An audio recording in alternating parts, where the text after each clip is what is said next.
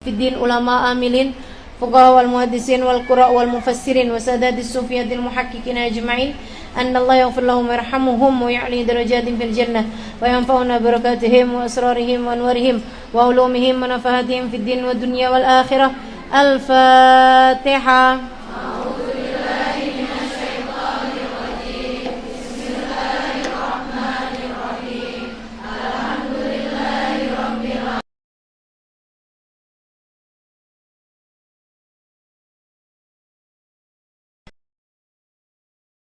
Bin Zain Al-Habsyi dalam kitabnya Risalah Al-Jami'ah wa minal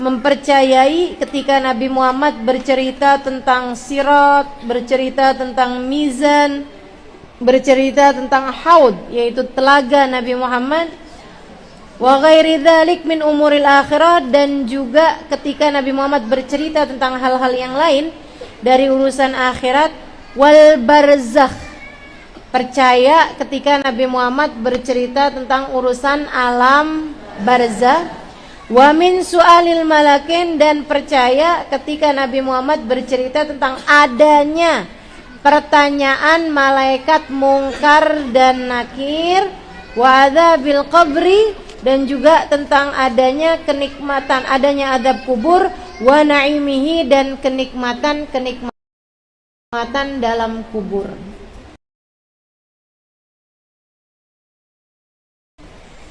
Jadi Bu, Nabi Muhammad cerita bahwa kita kalau meninggal dunia tuh Bu tuh nggak kayak tikus mati, nggak kayak binatang mati. Binatang kalau mati udah kelar tuh Bu tuh. Maka itulah Sayyidah Rabi'ah Al-Adawiyah pernah pergi ke pasar ngelihat tukang sate pingsan. Bukan karena belum makan. Sekarang nih kadang-kadang di majelis suka ada yang pingsan. Ini pingsannya orang di majelis nggak sama pingsannya Sayyidah Rabi'ah Al-Adawiyah, ya.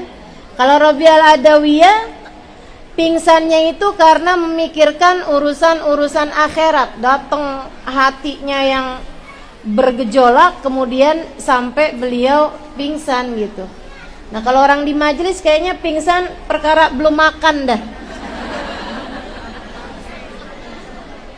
Teman-teman sekalian, Sayyidah Rabi'ah lihat sate, orang jualan sate pingsan. Akhirnya dibawa kan, sampai beliau sadar. Ketika sadar ditanya, mengapa engkau pingsan wahai Rabi'ah? Katanya Rabi'ah, ya Allah, mendingan kita jadi kambing aja dah. Mendingan saya jadi kambing, kata Rabi'ah. Kenapa gitu? Kalau kambing itu dia mati, habisnya mati, dagingnya dipotong-potong kemudian dibakar dalam keadaan mati. Jadi si kambing itu ketika dipotong-potong jadi sate tuh nggak berasa kambingnya. Ada nggak yang pas mau makan, pas mau makan dia nyaut gitu kan? Awas lo makan gue makan balik lo. Nggak ada kan? Binatang itu teman-teman kalau udah mati udah tuh nggak berasa apa-apa. Kata Rabi'ah, sementara kita ini manusia, kalau hidup kita tidak dalam keadaan yang terjaga, kita mati, dibangkitkan Allah dalam alam kubur, kemudian mendapatkan imma naimul jannah wa imma naimul qabr wa imma adzabil qabr. Ada yang mendapatkan nikmat kubur, ada juga banyak juga yang mendapatkan azab kubur. Na'udzubillah Sayyidina Utsman, ibu-ibu sekalian, Utsman bin Affan, itu tiap lihat kuburan beliau nangis. Tiap lihat kuburan nangis. Tiap lewatin kubur nih, pokoknya nangis dah, judulnya Sayyidina Utsman. Sampai membuat penasaran pelayannya. Beliau bertanya, si pelayannya nih nanya nih sama Sayyidina Utsman. Wahai Tuan, saya lihat engkau kalau baca Al-Quran tentang neraka belum tentu nangis. Saya lihat engkau kalau ada apa-apaan, bencana dan lain sebagainya belum tentu nangis. Tapi kenapa engkau setiap lihat kuburan engkau nangis, wahai Tuan? Sayyidina Utsman menjawab, fa inni tadakkartu, karena sesungguhnya aku teringat ucapan Nabi besar Muhammad, al-qabru awal manzil min manazilil akhirah wa akhir manzil min manazilid dunya, faman naja minhu fama ba'dahu aisar wa man lam yanju minhu fama ba'dahu asyad.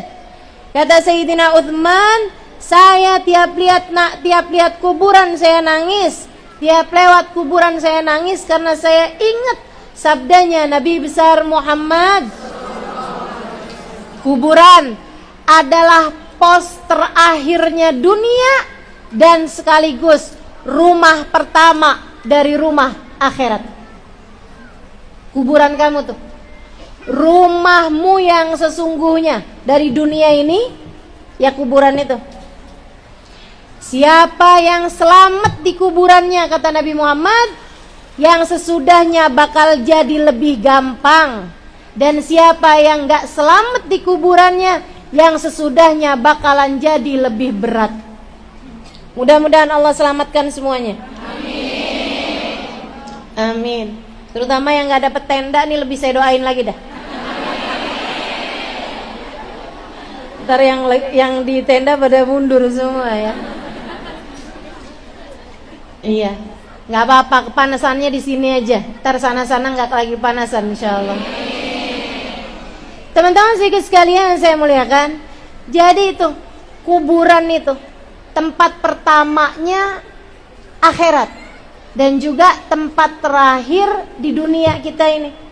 Masih di dunia sih, kita aja kelihatan kuburan, kan ada di dunia ya. Akan tetapi teman-teman, hakikatnya sudah tidak di dunia lagi. Udah merupakan tempat pembalasan. Kuburan itu. Kuburan itu udah tempat pembalasan. Makanya nih, mudah-mudahan kita jadi orang-orang yang dibahagiakan dalam alam kuburnya. Amin. Kata Allah dalam Al-Quran, A'udzu billahi minasyaitonir rajim. Innal abrar lafi illiyin, innal fujar lafi sijjin, ya. Jadi orang-orang baik itu sama Allah di kuburnya ditempatkan di illiyin. Illiyin. Sementara orang enggak baik, enggak benar, orang-orang yang durhaka sama Allah atau yang mati enggak bawa iman, itu sama Allah ditempatkan di sijjin. Teman-teman sekalian, jadi tuh yang dikubur situ tuh, itu cuman jasadnya doang. Jasadnya aja di situ. Sementara ruhnya itu dikumpulkan di tempat, kalau orang-orang mukmin dikumpulkan di illiyin. Kalau dia adalah orang yang durhaka, dia adalah orang yang dimurka sama Allah Subhanahu wa taala, dia adalah orang yang tidak beriman kepada Allah Subhanahu wa taala, diturunkan di sijjin namanya. Tempatnya itu namanya sijjin. Saudara sekalian, itu tempat yang gak enak banget dah pokoknya. Berada dalam murka Allah Subhanahu wa taala.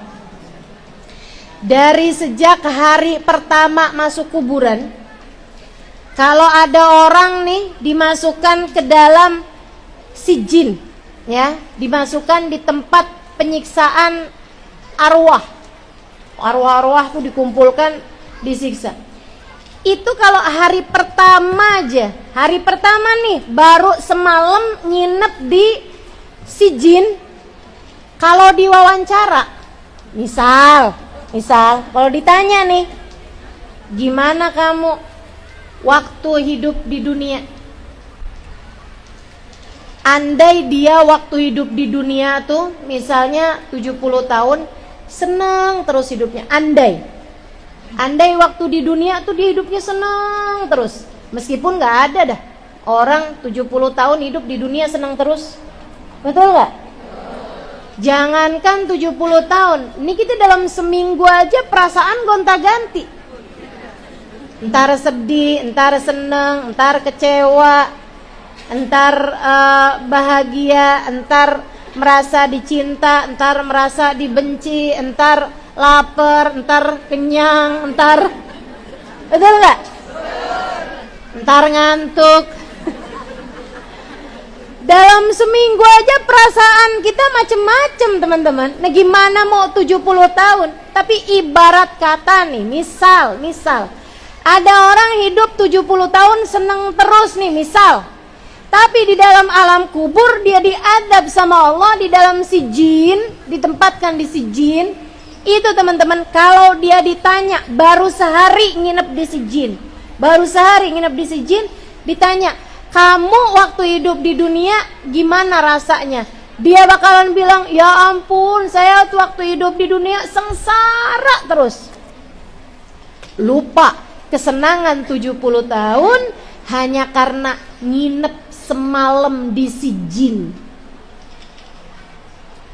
Sijin sekali lagi tempat kumpulnya arwah yang dimurka sama Allah Subhanahu wa taala. Sebaliknya, orang-orang yang bahagia tempatnya ada di Iliyin. Ini andai nih, misal ada orang hidup 70 tahun, sengsara terus, sakit, dibenci orang, dikucilkan orang, gitu ya. Hidupnya miskin mulu, gitu kan?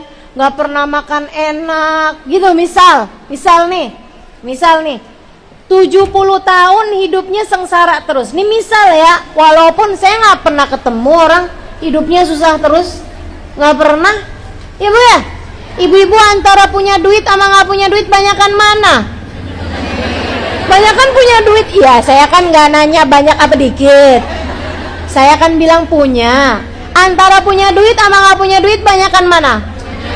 Banyakan punya mulu malahan ya Bu ya. Ini kan nih ya, 70 tahun misalnya ada orang hidupnya susah terus-terusan. Misal, sakit terus, susah terus, miskin terus, gak pernah dicinta orang, dibenci orang, terus dibully orang, dikata-katain orang. Misal nih, 70 tahun sengsara. Tapi begitu dia meninggal, Allah tempatkan di Iliyin. Nikmat di Iliyin. Kalau diwawancara baru sehari tinggal di dalam Iliyin, diwawancara, gimana kamu waktu hidup di dunia? Dia bilang, ih saya waktu hidup di dunia seneng, saya gak pernah susah waktu hidup di dunia. Penderitaan 70 tahun terlupakan dengan sehari seneng di Iliyin. Makanya emang mesti banget kita mikirin nasib kita di kuburan nih. Akankah Allah tempatkan kita bersama dengan orang-orang soleh-solehah di Iliyin? Ataukah naudzubillah min dzalik, Allah jatuhkan kita, Allah jerumuskan kita, dan Allah tempatkan kita naudzubillah min dzalik di sijin. Mudah-mudahan Allah selamatkan semuanya insyaallah. Amin. Allahumma inna na'udzubika min adzabil qabri. Ya Allah, kami minta kepadamu, jauhkan kami dari azab kubur. Begitu sekalian saya muliakan. Jadi memang betapa kesenangan dunia ini nih tipis banget. Susahnya tipis, senengnya tipis. Makanya gak usah terlalu ngejer yang di dunia Bu, semuanya tipis. Yang 70 tahun aja kan tebel banget tuh 70 tahun. Segitunya aja kena kuburan, lupa semuanya kok gitu. Itu sebabnya saya rasa guru saya Hubabah Bahiyah Itu ibu-ibu saya sekalian, beliau itu tinggalnya di Oman, tepatnya di Solalah, sangat dicinta. Bukan hanya dicintai sama orang Oman aja bu, akan tetapi dicintai bukan hanya dicintai orang warganya di Solalah. Hubabah Bahiyah itu dicintai sama ibundanya Sultan Qobus. Sultan Qobus itu adalah rajanya Oman. Rajanya Oman. Saya tahun 2003 saya diundang sama Hubabah Bahiyah untuk mengisi di madrasah beliau. Saya waktu itu baru keluar dari Tarim ya, setahun kemudian, antara 2003 2004 lah gitu. Itu berarti udah 20 tahunan yang silam ya. Jadi saya udah tua banget nih walaupun kelihatannya masih muda. Karena umur perempuan tuh nggak bisa lihat dari muka, lihatnya dari dengkul.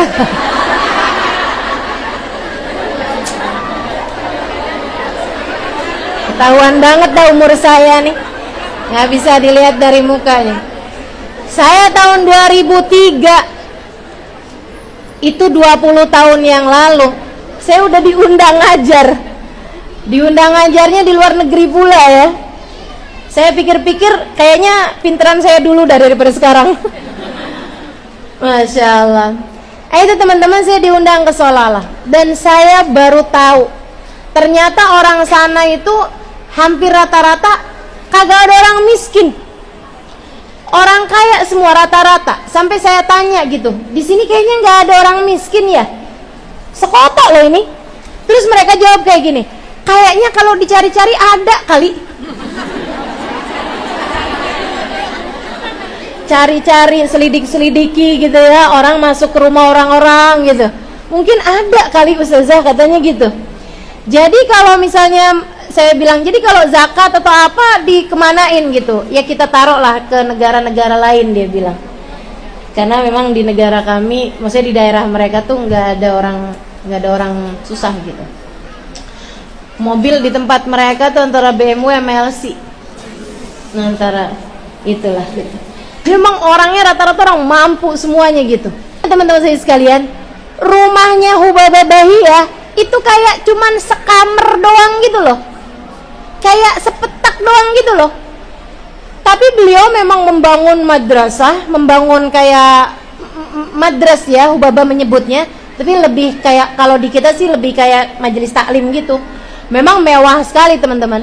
Itu AC-nya tuh keliling, dia pasang AC-nya itu mewah banget. Nah tapi Hubabah Bahiyahnya nggak tinggal di madras dong, tentu saja beliau tinggal di rumahnya. Rumahnya itu cuman sepetak doang. Saya mau nyampe ke rumahnya nggak boleh sama Hubabah. Udah, kita ketemu di sini aja, di madras aja gitu. Terus saya, kenapa sih Hubabah nggak bolehin kita ke rumahnya gitu? Akhirnya saya dengar cerita dari orang-orang di situ, dari teman-teman saya di Solalah itu ya. Mereka bilang kayak gini, Hubabah Bahiyah emang nggak pernah izinin siapapun buat datang ke rumahnya. Kenapa gitu saya bilang? Karena rumahnya itu kecil banget, itu cuman ada kain buat tidur, kamar mandi, sama barang-barang tuh kayak piring cuman 2 biji gitu. Semuanya serba terbatas. Lah emang kenapa gitu? Hubabah miskin? Miskin iya, tapi miskin beliau seperti yang katanya Sayyidah Aisyah tentang kemiskinannya Nabi besar Muhammad sallallahu alaihi wasallam. Inna ju'a 'alan nabi ikhtiyara. Sesungguhnya laparnya keluarga Nabi, miskinnya keluarga Nabi adalah pilihan hidup yang mereka pilih untuk diri mereka sendiri. Kalau mereka pilih kaya, niscaya Allah pasti akan membuat mereka kaya raya. Tiap punya apaan, Hubabah Bahiyah tuh sedekahin. Tiap ada uang, sedekahin. Tiap ada uang, sedekahin gitu kan. Kemudian beliau bangun madrasnya itu, jadi orang kasih uang, ya udah dibuatkan majelis taklim gitu. Tapi beliaunya sendiri tinggalnya di situ. Sampai orang-orang Oman tuh kayak gemes gitu, karena Hubabah Bahiyah adalah orang yang sangat mereka hormati, sangat mereka cintai, sangat mereka sayangi, dan orang yang doanya mustajab, ulama, perempuan, begitu kan? Jadinya mereka pengen banget menghormati Hubabah Bahia dan membangunkan buat Hubabah Bahia rumah yang besar. Mereka pun kemudian bilang sama Hubabah Bahia, Hubabah bangun rumah dong. Ada Hubabah, udah nggak usah. Lama-lama lagi, Hubabah kita bangunin ya rumahnya. Enggak. Ya udah gini aja Hubabah, kita bangunin rumah buat Hubabah nggak usah tahu-tahu, tapi pokoknya kalau udah jadi Hubabah mau pindah ya. Ogah. Mereka kan bingung jadinya kan. Ya ampun Hubabah, ayo dong Hubabah.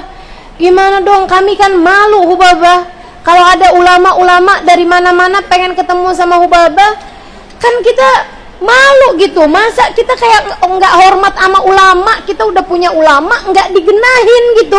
Sampai rumahnya sekecil itu kan kita malu nih Hubabah, kata orang-orang nih. Orang-orang di Solala sana. Akhirnya lama-lama Hubabah tuh udah lama gitu nggak jawabin pertanyaan orang.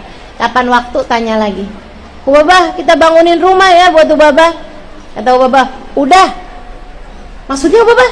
Ya saya udah lagi bangun. Di mana Hubabah? Jalan apa? Jalan apa? Nomor berapa? Deket apa? Kata Hubabah, ya saya udah lagi bangun di dalam kubur saya. Kalian saya kasih tahu, kalau mau nyenengin saya gampang. Kalian gak usah bangunin rumah saya di dunia ini. Rumah itu bentaran, saya bakalan tinggalin, kata Hubabah. Saya tinggal nunggu hari aja, habis itu juga saya tinggalin.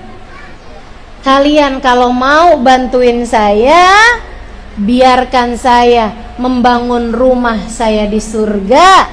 Saya kepengen jadi orang yang kubur saya terang dengan amal ibadah pada Allah Ta'ala.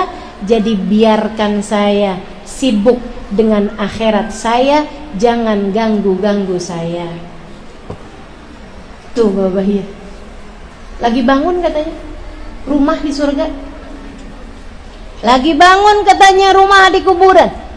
Teman-teman saya ikut sekalian, nih kalau diibaratkan rumah kita, kuburan itu adalah rumah kita, coba pikirin nih,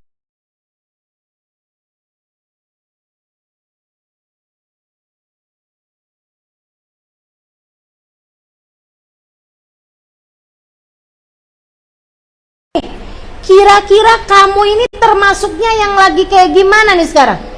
Udah lagi ngebangun, udah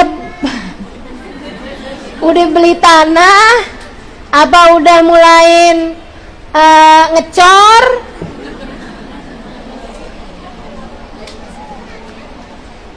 atau bahkan belum punya apa-apa teman-teman?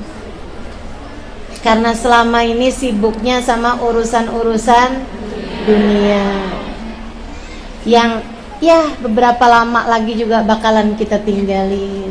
Selamatkan kita semua. Mudah-mudahan Allah jadikan kuburan kita raudhah min riyadil jannah. Mudah-mudahan Allah bahagiakan kita dalam alam kubur kita nanti insyaallah. Amin ya rabbal alamin. Amin ya rabbal alamin.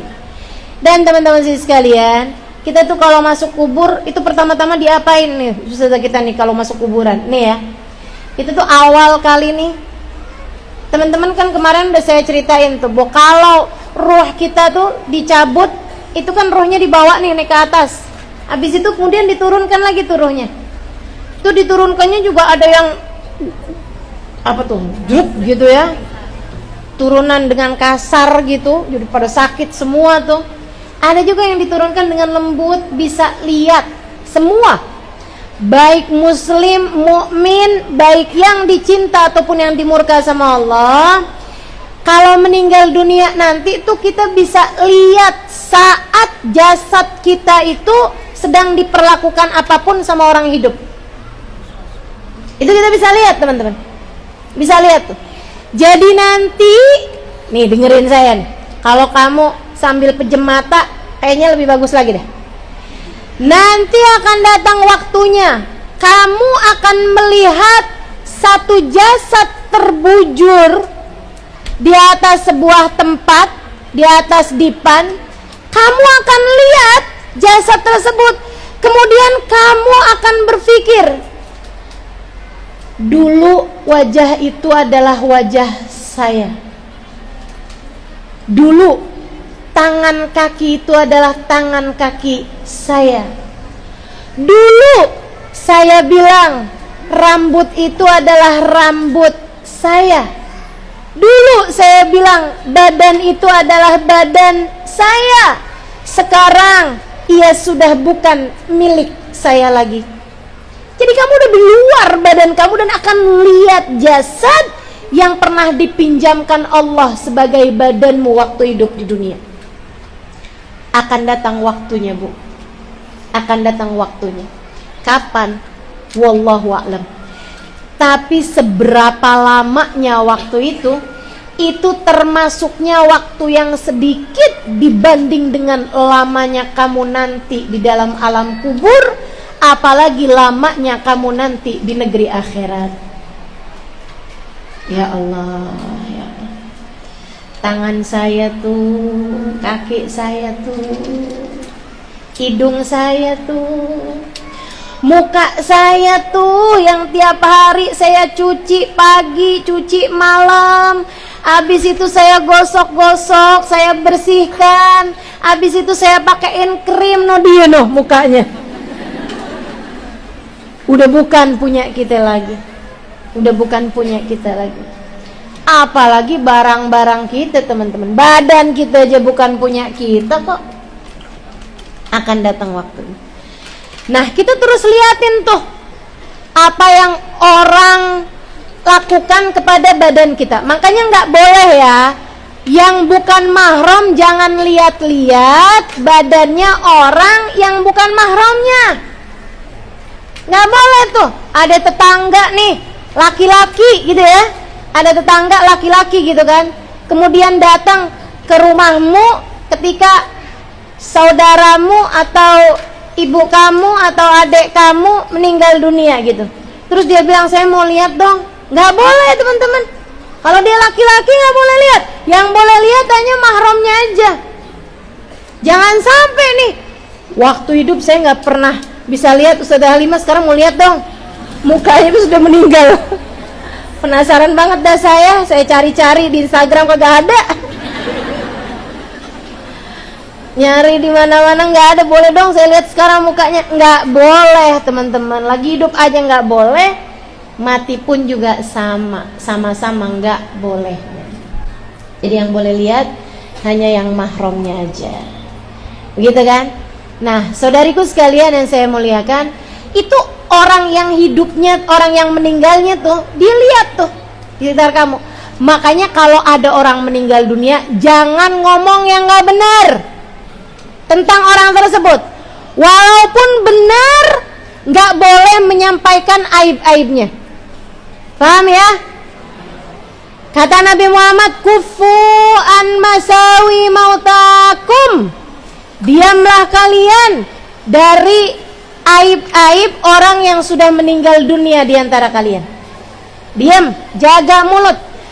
Apalagi kalau kamu adalah tukang mandiin jenazah. Kalau kamu lihat macem-macem, jaga mulutnya. Terutama yang gak bagus, jangan cerita sama siapapun. Mandiin jenazah itu amanat. Ibu, mandiin jenazah itu amanat.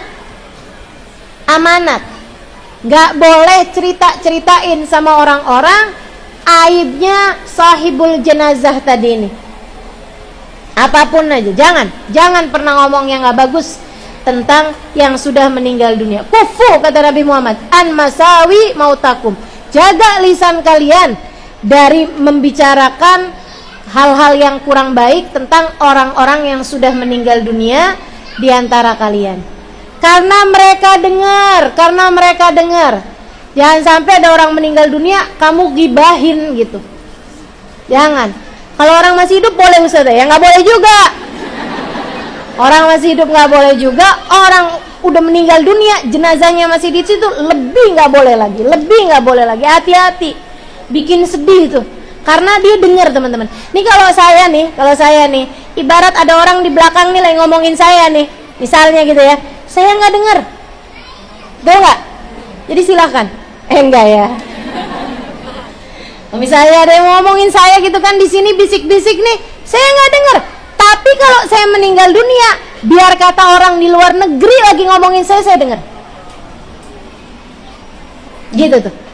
Itu bukan hanya orang soleh-soleha, enggak, semua orang, bahkan orang kafir sekalipun, teman-teman, kalau masih belum dikuburin tuh rohnya itu masih di sekitar situ dan dia dengar omongan semua orang tentang dia. Makanya jahat banget tuh kalau sampai ada orang meninggal dunia diomongin yang nggak enak gitu kan. Dia mati loh, bagus kan ya. Kagak ada lagi yang tukang gangguin laki kita ya. Astagfirullah, jangan. Kasihan, sedih jenazahnya. Rohnya dengar tuh teman-teman, rohnya dengar. Jadi seperti itu. Nah, nanti itu sampai dimasukkan dalam kubur, itu juga rohnya nggak bisa jauh-jauh dari badannya. Jadi kayak masih punya ikatan. Tiap badannya itu dibawa kemana, rohnya ikutan. Rohnya ikut. Sampai kemudian masuk di dalam kubur. Rohnya pun kemudian masuk dalam kubur, habis itu dimatiin. Set. Nggak sadar apa-apa. Nanti kalau sudah 7 langkahan orang nguburin, itu dia baru dibangkitkan kembali rohnya, ya. Jadi rohnya aja teman-teman dibangkitin lagi. Saat itulah datang malaikat mungkar nakir. Maksudnya itu dibangkitin tuh yang beneran orangnya hidup lagi gitu, Ustazah? Enggak.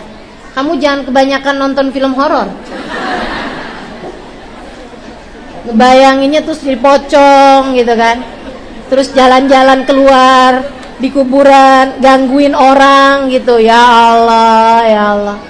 Teman-teman saya sekalian, nggak ada ceritanya. Itu bohong semua itu ya. Jadi Ustazah, orang kalau udah di dalam kubur nih Ustazah, nggak mungkin jadi arwah penasaran. Nggak mungkin. Gangguin orang gitu Ustazah, nggak akan teman-teman. Nih ya, saya kasih tahu, orang dalam kubur itu ada yang diazab, ada yang mendapatkan kenikmatan. Kalau dia adalah orang yang mendapatkan kenikmatan kuburan, orang-orang soleh, mereka hidup aja dalam keadaan soleh. Masa mau gangguin orang? Iya kan? Mereka mendapatkan kenikmatan kubur, kumpul bersama dengan orang-orang yang mereka cintai. Udah tuh gak ada urusan sama urusan di atas muka bumi ini. Mereka mendapatkan kenikmatan yang luar biasa. Sehingga sekalian saya muliakan, kalau dia diadab, boro-boro keburu ngisengin orang. Berarti Ustazah, yang orang suka ketakutan kayak ngelihat hantu ini apa segala macam tuh Ustazah, itu apa? Bohong teman-teman sekalian. Nggak ada. Bener loh Ustazah, ngelihat ada yang pocong, ada yang kuntilanak, ada yang gondoruo gitu, ada yang ini, ada yang itu. Teman-teman sekalian saya muliakan, enggak, hantu tuh bohong. Kalau kamu nggak percaya nih ya, mana ada hantu luar negeri sama hantu Indonesia beda-beda.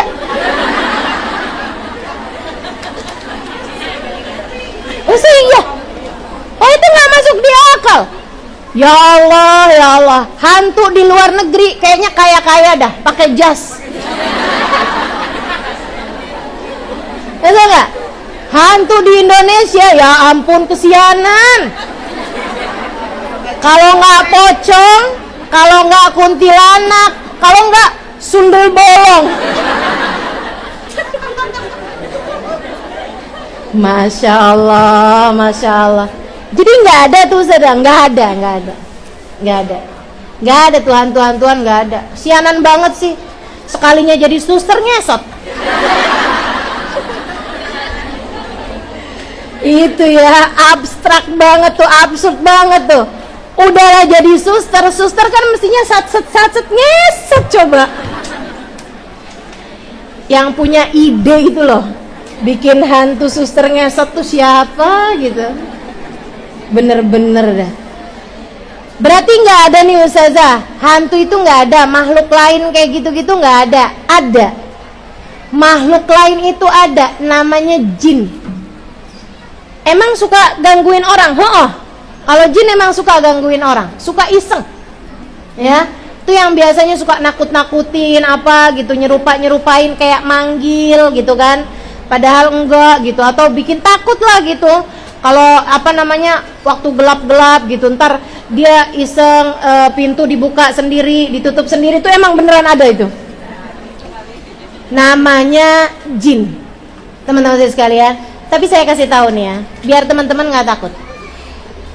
Orang kalau bisa ngelihat jin itu, gini nih, jin itu kalau sampai nyerupain orang atau dia gangguin orang, itu biasanya jin yang sedang bermasalah.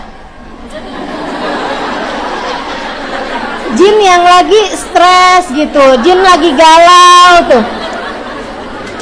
Jadi dia kalau gabut, kalau stres, kalau galau kayak gitu tuh, deketin orang gitu, dia kayak ngerasa gua nggak diterima nih di kalangan jin, coba cari temen dari kalangan manusia gitu. Ini beneran ini beneran, ini wawancara dengan jin nih. Maksudnya saya baca wawancara dengan jin tuh seperti itu. Jadi kalian kalau dideketin sama jin, daripada ketakutan, mendingan kamu tanya, lo lagi ada masalah apa?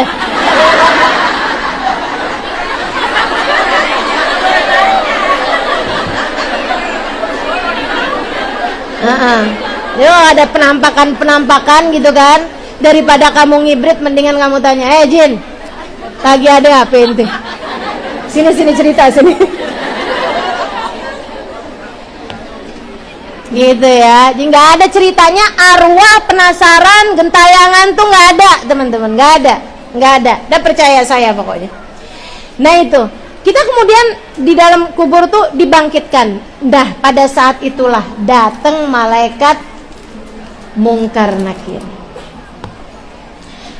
Dulunya malaikat Mungkar Nakir tuh kabarnya, ini saya sampaikan apa yang saya dapat ya, apa yang saya terima dari para guru-guru saya.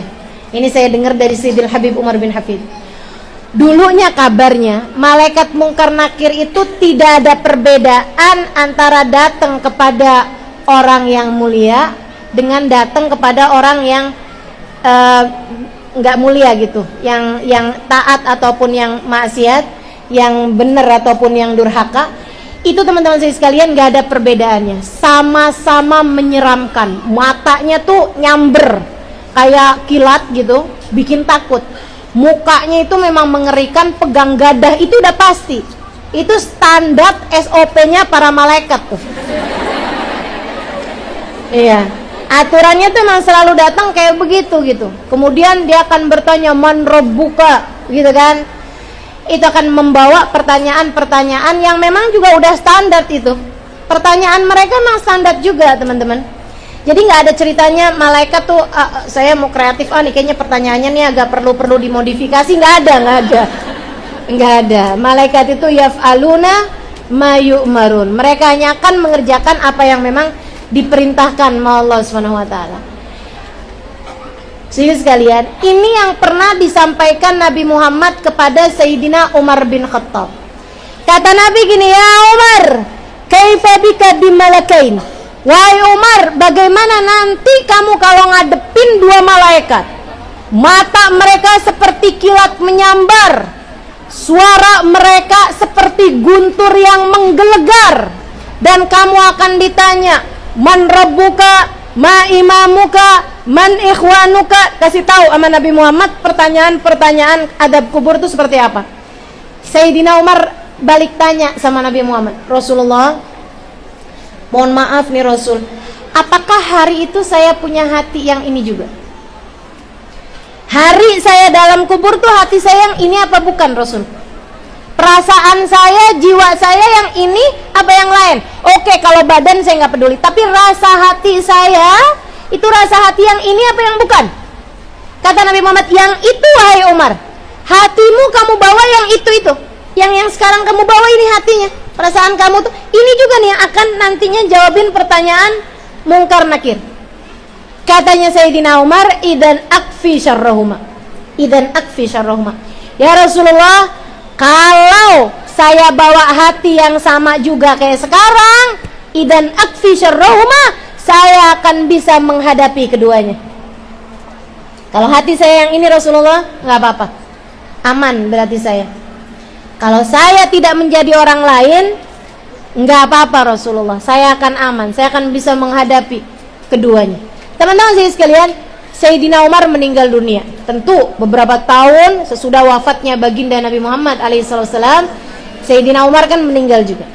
Nah, sesudah berapa lama dari Sayyidina Umar meninggal, ada salah satu dari orang yang waktu Nabi Muhammad nanya pertanyaan yang itu tadi tuh, itu dia hadir di situ, dia ada di situ waktu Nabi Muhammad nanya, kaifa bika ya Umar bimalakan dan lain sebagainya itu ya tadi itu ya. Dia ngimpiin Sayyidina Umar sesudah Sayyidina Umar meninggal.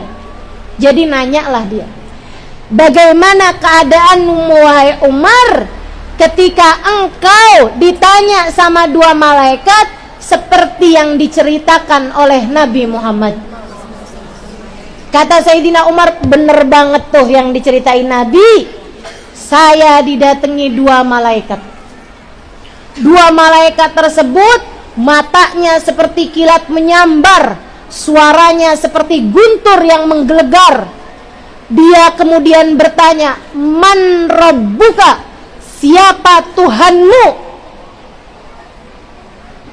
Aku pun menjawab, Rabbi Rabbukuma, bukankah Tuhan kita sama? Sayyidina Umar ngide-ngide jawabnya. Maksudnya kayak punya ide sendiri gitu buat jawab pertanyaannya. Sayyidina Umar nggak bilang Rabbi Allah gitu ya, Tuhan saya Allah. Enggak. Ditanya balik sama Sayyidina Umar, bukannya Tuhan kita sama? Emang Tuhan ente berdua siapa coba? Malaikatnya tinggal yang tole-tolehan. Nih kok jawabnya nggak standar nih ya? Ya tapi benar gitu kan. Tanya lagi sama malaikat, ma imamuka, apa imam kamu dalam kehidupan? Jawabannya kan Al-Quran tuh. Makanya jangan jauh-jauh hidup dari Al-Quran teman-teman. Takutnya nggak bisa jawab kalau ditanya ma imamuka. Akhirnya ditanya, ma imamuka, apa imam kamu? Dijawab Mas Sayyidina Umar, imamaku mak, bukankah imam saya adalah imam kalian berdua juga? Apa pendapatmu tentang seseorang bernama Muhammad? Oh iya, teman-teman.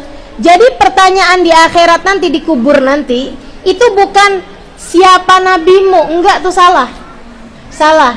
Kalau kamu diajarinya dari kecil, pertanyaannya nanti siapa nabimu? Siapakah Tuhanmu? Apa agamamu? Siapakah nabimu? Itu enggak tuh. Pertanyaannya bukan siapakah nabimu teman-teman. Bukan. Hati-hati nih. Ini pertanyaannya menjebak nih. Bukan siapakah nabimu. Akan tetapi pertanyaannya nanti adalah, apa pendapatmu tentang seseorang bernama Muhammad bin Abdullah? Apa pendapatmu tentang Muhammad bin Abdullah?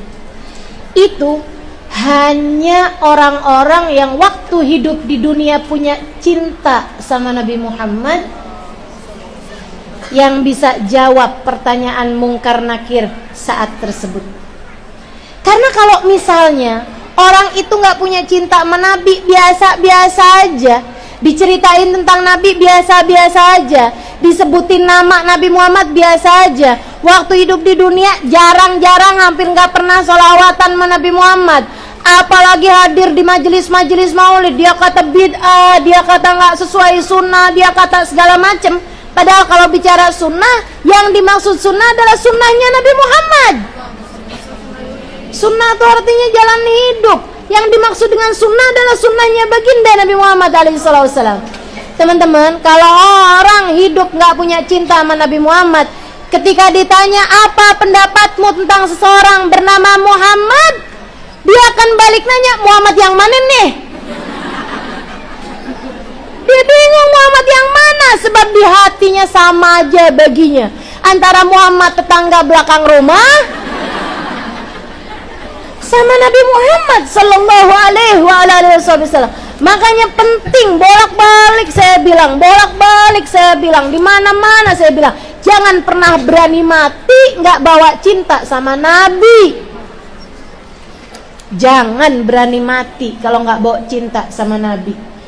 Kamu bisa tertolak bahkan dari sejak hari pertama masuk dalam alam kubur. Hati-hati, urusannya berat sama Nabi Muhammad alaihissalam. Jadi Sayyidina Umar ditanya dong, apa pendapatmu tentang seseorang bernama Muhammad? Sama Sayyidina Umar ditanyain, pendapat kalian berdua apa Anda?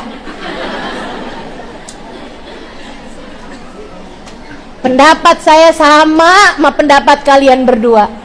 Menurut kalian berdua, Nabi kita Muhammad siapa? Nabi kan? Sama.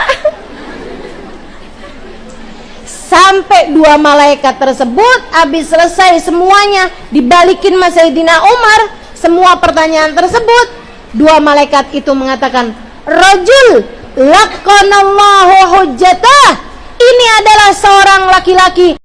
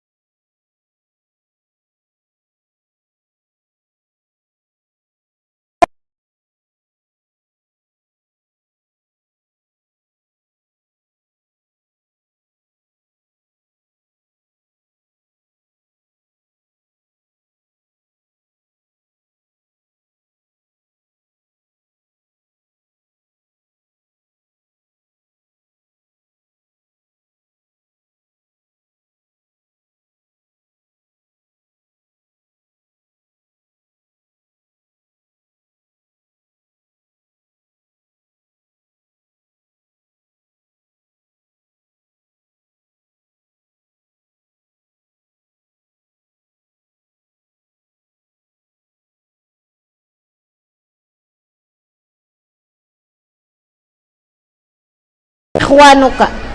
Ini guru saya Hubabanur pernah nyampein sesuatu yang bikin saya, ya Allah serem banget gitu. Hubabanur bilang, hati-hati hatimu jangan pernah benci sama siapapun orang mukmin. Hati-hati. Hati kamu Jangan pernah benci sama siapapun dari orang mukmin. Kamu jangan dah punya rasa benci sama siapapun. Mau dia ngapain aja di dalam hidup kamu, belajar buat maafin. Belajar buat maafin. Ingat, gak ada sesuatu terjadi kecuali dengan izin Allah. Jadi kamu mau disakitin kayak apa, kamu mau ditipu, kamu mau dikatain, kamu mau dibully, kamu mau diapain aja sama orang mukmin di atas muka bumi ini, jangan simpan dendam dalam hati kepadanya. Maafin, maafin, maafin. Kenapa gitu? Karena gini nih teman-teman, dalam alam kubur itu ada satu pertanyaan, man ikhwanuka, siapa saudara-saudara kamu? Jawaban benernya adalah al-mu'minuna ikhwani, orang mukmin semuanya saudara-saudara saya. Jadi jawabannya tuh bukan siapa saudara-saudara kamu, kami 5 bersaudara. Kakak yang pertama namanya sini, nggak gitu. Itu salah kamu tuh bakalannya. Saudaraku sekalian, jadi jawabannya adalah al-mu'minuna ikhwani, orang mukmin adalah saudara-saudaraku. Kata Ubah Banur, khawatir kalau kamu ada benci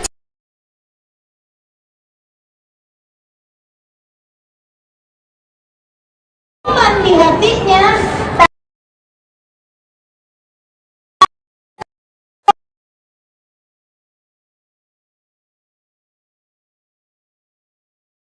alasanmu untuk menjawab pertanyaan mungkar nakir.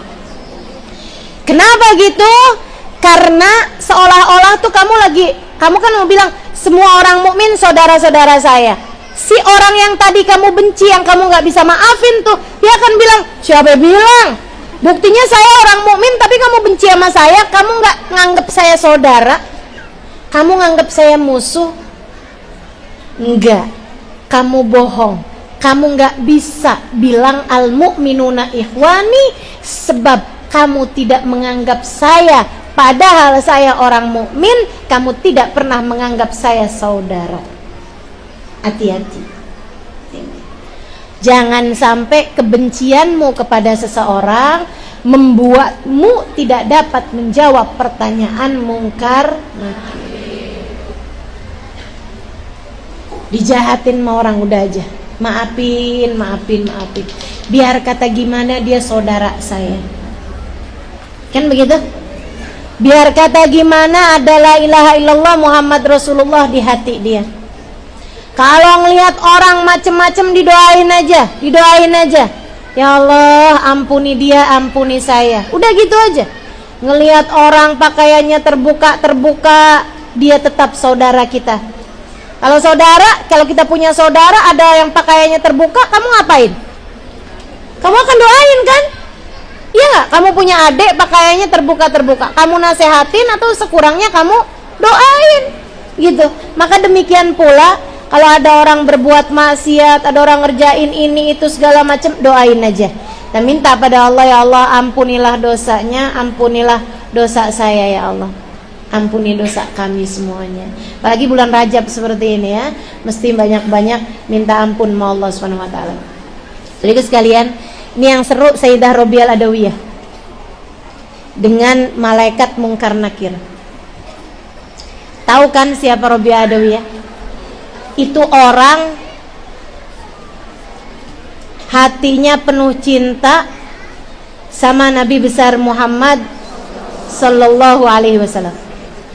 Hatinya penuh cinta kepada Allah Subhanahu wa taala. Jadi Robiah Adawiyah itu, Bu, cinta sama Allah yang cinta banget gitu. Cinta banget sama Allah. Dia tuh dari cintanya sama Allah. Nih kalau Habib Ali Habsyi nyampe ke Allah lewat jalan cinta kepada Nabi Muhammad, gitu kan ya.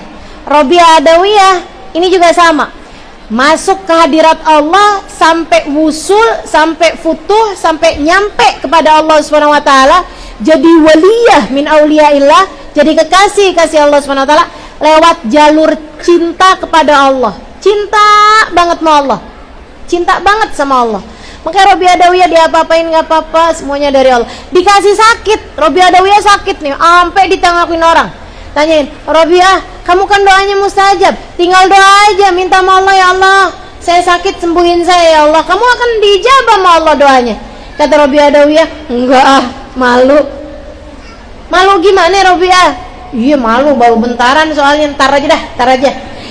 Kalau saya sakitnya udah lebih panjang daripada sehatnya, saya akan minta sama Allah biar dikasih sembuh.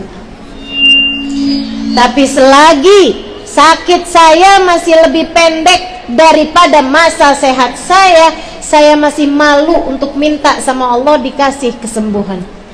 Jadi Robiah nih pokoknya apaan ingat Allah terus, nggak pernah lupa sama Allah dan cinta sama Allah, sampai Robiah berani bilang kayak begini. Nah kalau kita jangan berani ngomong kayak begitu. Robiah aja nggak apa-apa, kita mah jangan.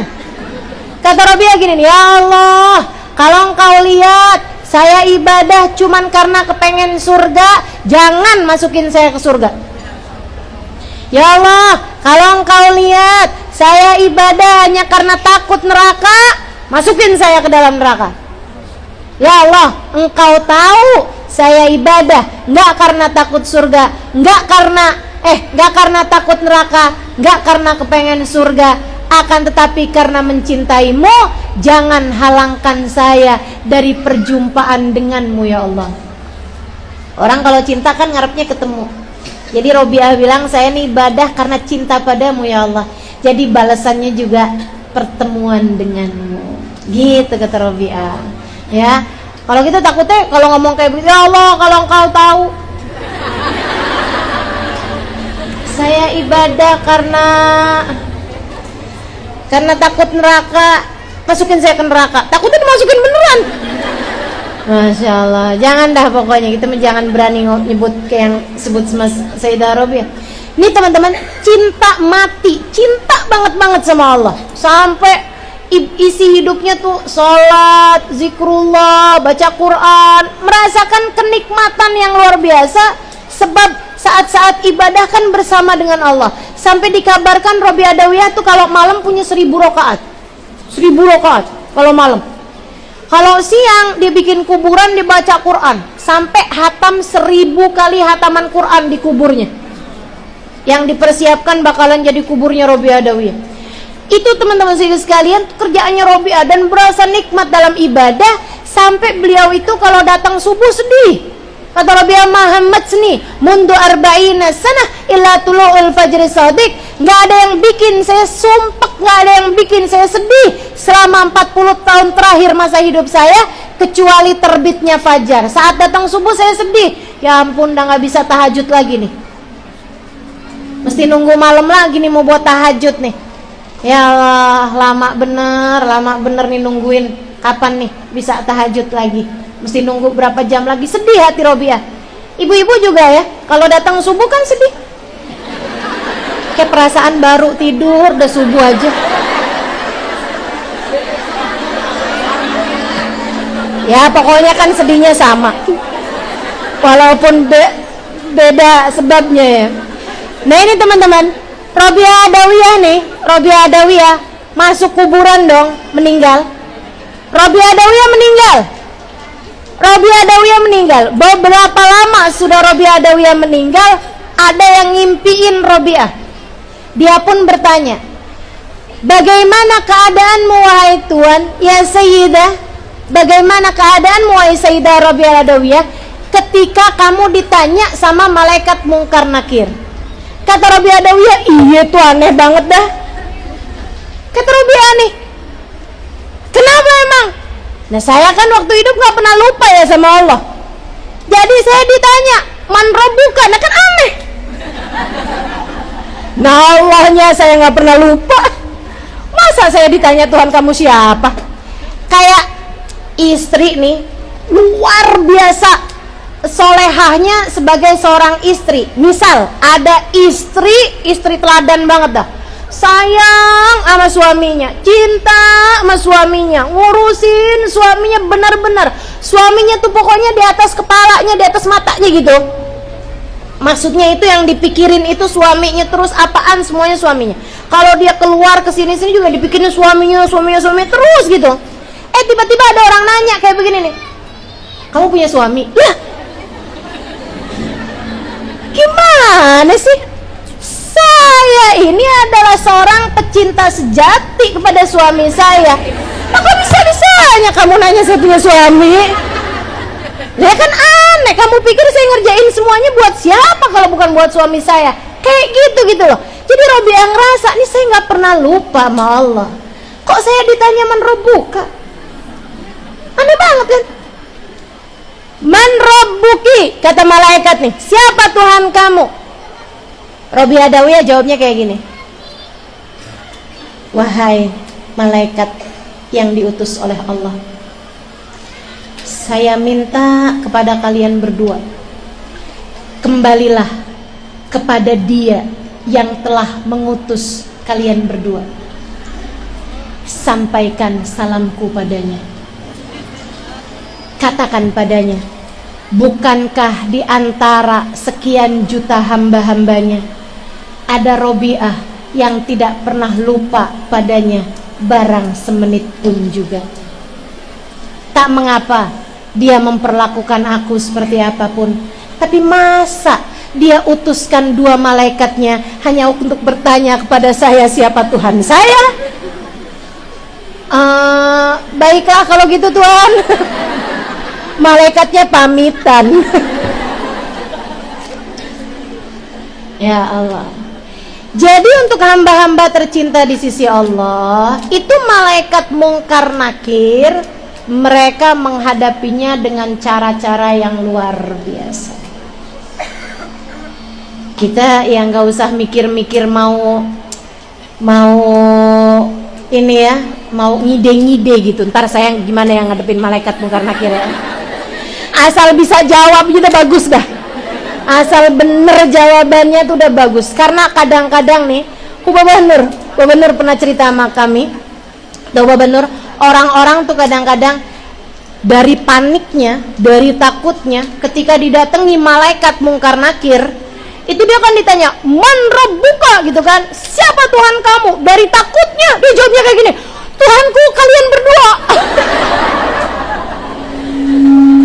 Udah takut, panik, salah lagi. Waduh. Ya Allah. Mudah-mudahan Allah selamatkan kita insya Allah. Allah jadikan kita bisa menjawab pertanyaan mungkar nakir. Nah, abis selesai ditanya sama mungkar nakir, itu nanti ada perhitungan pertama, hisab pertama urusan sholat. Hati-hati. Makanya katanya Nabi Muhammad SAW, awal ma yuhasibuhul insan fi qabrihi as-shalah. Hitung-hitungan pertama orang masuk kuburan itu perkara sholat.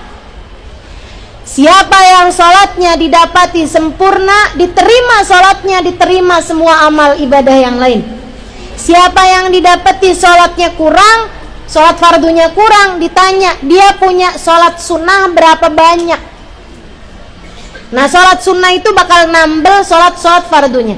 Nah, kalau sholat fardunya udahlah nggak bagus gitu ya, kurang-kurang, sholat sunnahnya boro-boro, ada tuh ruwet tuh urusannya, ruwet ruddat bihi sairul amal. Ada banyak diantara hamba-hamba Allah sholatnya ditolak pula lah semua amal ibadah yang lain. Maka emang bener banget sholat itu adalah tiangnya agama. Mesti benar sholatnya nih. Ini bulan Rajab nih, bulan kewajibannya sholat di malam Isra dan Mi'raj. Yuk belajar lagi buat ngebenerin sholat kita. Kalau bisa usahakan ya sebisa yang kita bisa lah ya. Usahakan untuk sholat fardunya dikerjakan dengan berjamaah. Nggak di masjid, nggak di musola, di rumah nggak apa-apa gitu. Berjamaah 2 orang, 3 orang gitu. Ustazah saya tuh kagak ada siapa-siapa dah ustazah. Boleh nggak ustazah? Saya sholat berjamaah sama jin.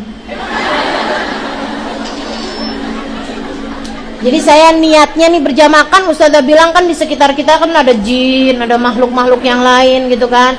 Boleh nggak ustazah? Usolli fardhul maghribi 3 rakaat mustaqbilal kiblati imamatan lillahi ta'ala. Padahal kagak ada makmumnya nih.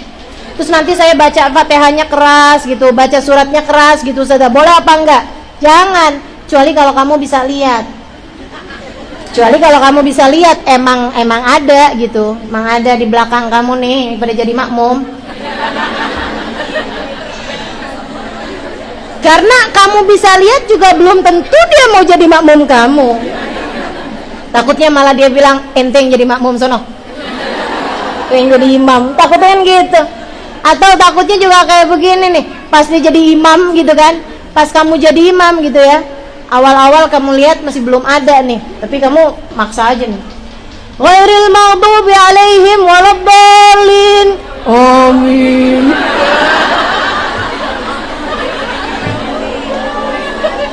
Kita aja ntar bubar gitu ya. Ya Allah, ya Allah. Jadi gitu, benerin sholat. Nah, abis selesai itu teman-teman, udah perhitungan sholat ini udah mantap, udah benar. Nah, itulah diutuslah orang. Ada yang ke Iliyin, ada yang ke Sijin, gitu ya. Yang di Iliyin itu kumpul tuh, kita bisa ketemu tuh sama orang-orang yang sudah meninggal dunia. Ketemu tuh kita, bisa saling berziarah. Dan enaknya lagi, yang udah meninggal sama yang hidup banyakan mana? Manusia nih yang udah meninggal dari zaman Nabi Adam sampai sekarang sama yang hidup yang kamu kenal banyakan mana? Banyakan yang udah meninggal lah, dari zaman Nabi Adam sama yang kamu kenal sekarang. Kan banyakan yang udah meninggal. Jadi tuh, nih saya kasih tahu nih enaknya nih. Kalau kita diiliin, Allahumma ij'alna minhum. Amin. Kalau kita masuk di Iliyin nih, artinya kita sudah ada di alam tempat orang-orang sudah meninggal dunia ada di sana. Kalau kamu adalah orang yang dimuliakan Allah Subhanahu wa taala, bisa ada di Iliyin, kamu bisa datang berziarah, berkumpul, bertemu dengan orang-orang yang sudah meninggal dunia. Teman-teman saudaraku sekalian, Sayyidah Fatimah sudah meninggal dunia. Sayyidah Aisyah sudah meninggal dunia. Sayyidah Khadijah sudah meninggal dunia. Sayyidah Aminah sudah meninggal dunia. Para imam-imam kita, Imam Syafi'i, Imam Malik, Imam Hambali, Imam Ghazali sudah meninggal dunia. Sayyidina Syekh Fahril Wujud, Syekh Bakar bin Salim sudah meninggal dunia. Imamul Haddad sudah meninggal dunia. Habib Abdullah bin Abu Bakar Al-Idrus sudah meninggal dunia. Bahkan baginda kita Nabi besar Muhammad udah meninggal dunia. Teman-teman sekalian, kalau kamu diterima sama Allah Subhanahu wa taala di Iliyin dan kamu diizinkan oleh Allah Subhanahu wa taala karena kamu adalah manusia yang mulia di sisinya, kamu bisa datang sowan-sowan, berkunjung-kunjung kepada para ulama, kepada perempuan-perempuan salehah.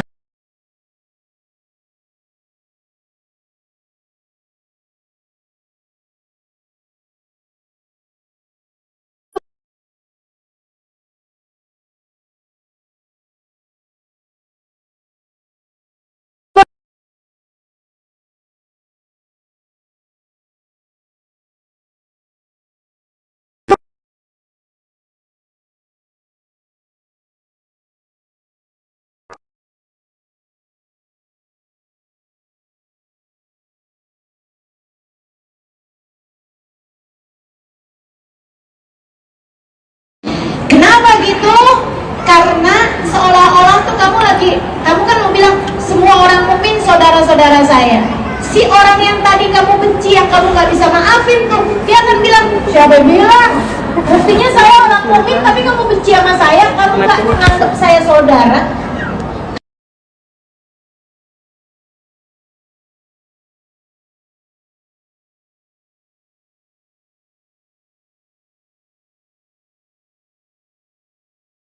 Kenapa gitu? Karena seolah-olah tuh kamu kan mau bilang semua orang mukmin saudara-saudara saya. Si orang yang tadi kamu benci, yang kamu gak bisa maafin tuh, dia akan bilang, siapa yang bilang? Buktinya saya orang mukmin tapi kamu benci sama saya, kamu gak menganggap saya saudara.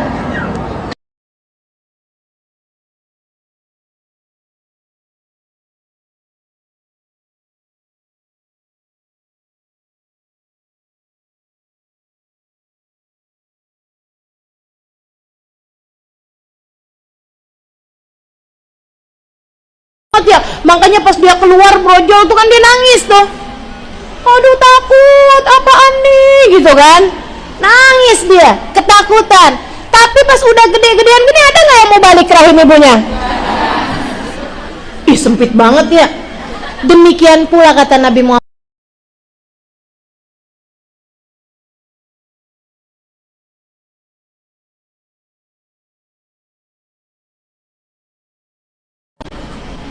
itu. Makanya orang begitu mati kagak ada yang balik lagi.